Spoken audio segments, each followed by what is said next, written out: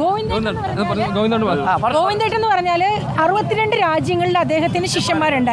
ഞങ്ങൾ ടൂറിസവുമായിട്ട് ബന്ധപ്പെട്ടിട്ട് ഞങ്ങളുടെ കൂടെ ത്രൂ ഔട്ട് ഈ കഴിഞ്ഞ 10-15 വർഷമായിട്ട് എന്നാണോ വയനാട് ടൂറിസം ഡെവലപ്പ് ചെയ്ത് വന്നത് അന്ന് മുതൽ ഞങ്ങളുടെ കൂടെ നിൽക്കുന്നുണ്ട്. അപ്പൊ ഗോത്ര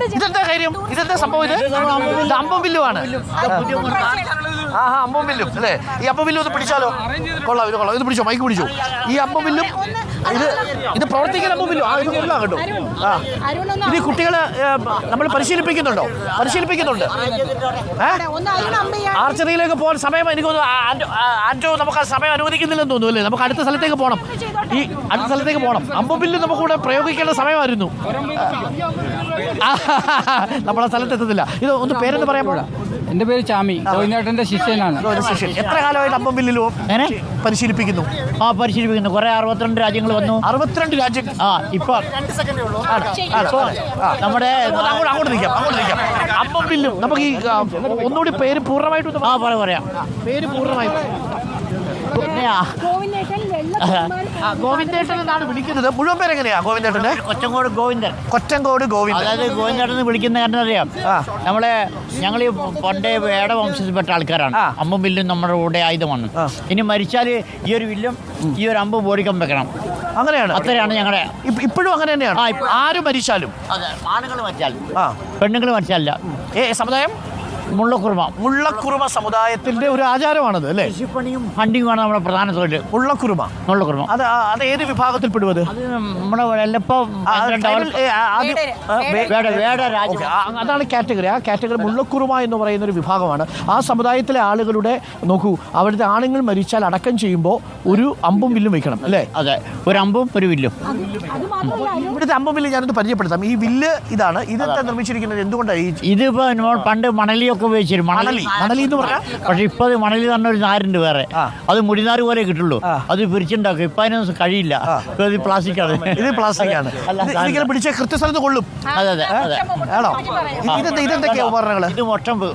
പക്ഷീനെ പിടിക്കുന്ന മൊട്ടമ്പാണ്. പക്ഷീനെ പിടിക്കുന്ന മൊട്ടമ്പ്. പക്ഷെ ഇപ്പൊ പക്ഷി പിടിക്കാൻ പാടില്ല. നിങ്ങൾക്ക് ലൈസൻസ് ഉണ്ടോ? കുറച്ച് ലൈസൻസ് അല്ല, നായാട്ടുണ്ട്. ഈ ഗോത്രരകത്തിന്റെ ആചാരങ്ങൾ അനിക്കാൻ ഇന്ത്യൻ ഭരണഘടന നിയമമല്ല. അതുണ്ട്, അത് ശരിയാ. പക്ഷെ എന്തായാലും വന്യജീവി സംരക്ഷണം അല്ലേ? അടുത്ത എന്താ? ഇത് ഒറ്റക്കൊമ്പ്. ഇത് ചെറിയ മൃഗങ്ങളെ പിടിച്ചാണ്. ചെറിയ മൃഗങ്ങളെയൊക്കെ പിടിക്കാൻ വേണ്ടിയല്ല അല്ലേ? ഇത് ഒന്ന് നമുക്കൊന്ന് പിടിച്ചാലോ?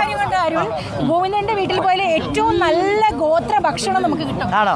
എന്താ ഏറ്റവും നല്ല ഗോത്ര ഭക്ഷണം ഗോവിന്ദേട്ടന്റെ വീട്ടിൽ കിട്ടുന്നത്? അത് നമ്മുടെ പഴയ കാലങ്ങളിൽ ഉണ്ടാക്കുന്ന ഇത് നമ്മുടെ ഏറ്റവും വലിയ തീർത്ഥാടന കേന്ദ്രമാണ് വയനാട് ചുണ്ടേൽ പള്ളിയാണ്. സെന്റ് ജൂഡ് ഷ്രൈൻ അല്ലേ?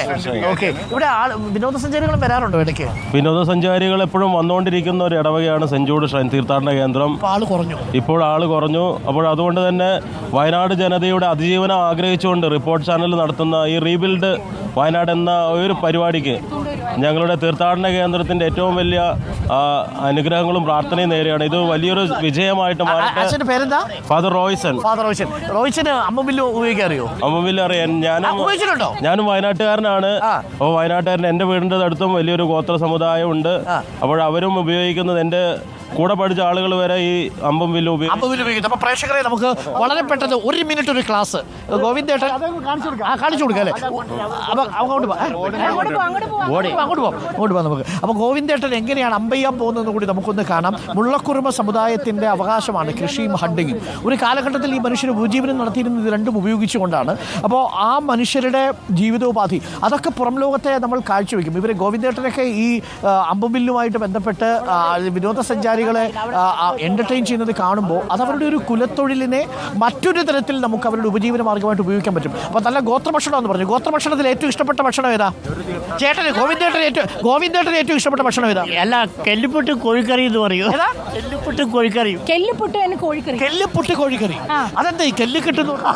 ആ ദോശക്ക് പറഞ്ഞ ദോശ. അതിന്റെ പേരെന്താ? ഒന്നുകൂടി പറയൂ. കെല്ലുപുട്ടും ദോശക്കറി.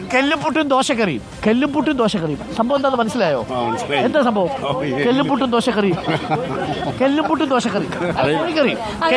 കോഴിക്കറി. പിന്നെ ചുട്ടക്കിഴങ്ങുകൾ ഒരുപാടുണ്ട്. കെല്ലുംപുട്ടും കോഴിക്കറി കൊള്ളാം അല്ലേ? ഒരു പുതിയ ഭക്ഷണ വിഭവം നമുക്ക് കിട്ടി. എല്ലാം വേണം. കാട്ടുകിഴങ്ങൊക്കെ ഉണ്ടോ ഇപ്പോ? ജീരശാല, ഗന്ധശാല, ഈ അരി വെച്ചാൽ ചോറുക. GI പേറ്റന്റ്, അതായത് ഈ ഭൗമശാസ്ത്ര പേറ്റന്റുള്ള രണ്ട് സൂചക പേറ്റന്റുകളുള്ള രണ്ട് ഭക്ഷണം കൂടി ഈ വിഭാഗത്തിൽപ്പെട്ട മനുഷ്യർക്കിടയിലുണ്ട് എന്നുള്ളതാണ്. നമുക്ക് അവിടെ ഒരു ബോർഡ് വെച്ചിട്ടുണ്ട്. നമുക്ക് അമ്പും ഒന്ന് പ്രയോഗിച്ചിട്ട് ഇവിടുന്ന് പോകാം. ചൂണ്ടേൽ പള്ളിയിൽ നമ്മളിപ്പോൾ ഗോവിന്ദേട്ടൻ്റെ അമ്പ് പ്രയോഗം നമ്മളൊന്ന് കാണാൻ പോവുകയാണ്. ഇതൊക്കെ നമ്മൾ ഷോക്കേസ് ചെയ്യുന്നത് എന്തിനാണെന്ന് വെച്ച് കഴിഞ്ഞാൽ ഇവിടെയുള്ള മനുഷ്യർ പല തുറകളിൽ പ്രാവീണ്യം നേടിയ മനുഷ്യരുണ്ട്. നമുക്കിവിടെ നിന്നൊരു ക്രിക്കറ്ററെ കിട്ടി, നമ്മുടെ മിന്നുമണി അല്ലേ. അപ്പോൾ അതേപോലെ ഈ വയനാടിൻ്റെ മലനിരകളിലുള്ള ഒരുപാട് പ്രതിഭകളുണ്ട്, നമ്മൾ അറിയേണ്ട ചരിത്രം ഉണ്ട്, സാമൂഹിക ജീവിതമുണ്ട്. അവിടെയാണ് ഗോവിന്ദേട്ടനെ പോലെയുള്ള ആളുകൾ. ഒരു കാലഘട്ടത്തിൽ പൊതുസമൂഹമായിട്ട് ഇടകലരാതെ ജീവിച്ച വിഭാഗമാണല്ലോ. അവർ അതേ ജീവിത രീതി തന്നെ നിലനിർത്തുമ്പോഴും പുതിയ ജീവിതത്തിൻ്റെ പാഠങ്ങൾ ഉൾക്കൊണ്ടുകൊണ്ട് അതിനെ എങ്ങനെ ഉപയോഗപ്പെടുത്താം എന്നതാണ് അവർ നോക്കുന്നത്. അപ്പോൾ ഗോവിന്ദേട്ടനൊക്കെ അതിൻ്റെ ഒരു പ്രതിനിധിയാണ്. ഒരുപാട് നിയമവും കാലവും ഒക്കെ മാറും. അപ്പോൾ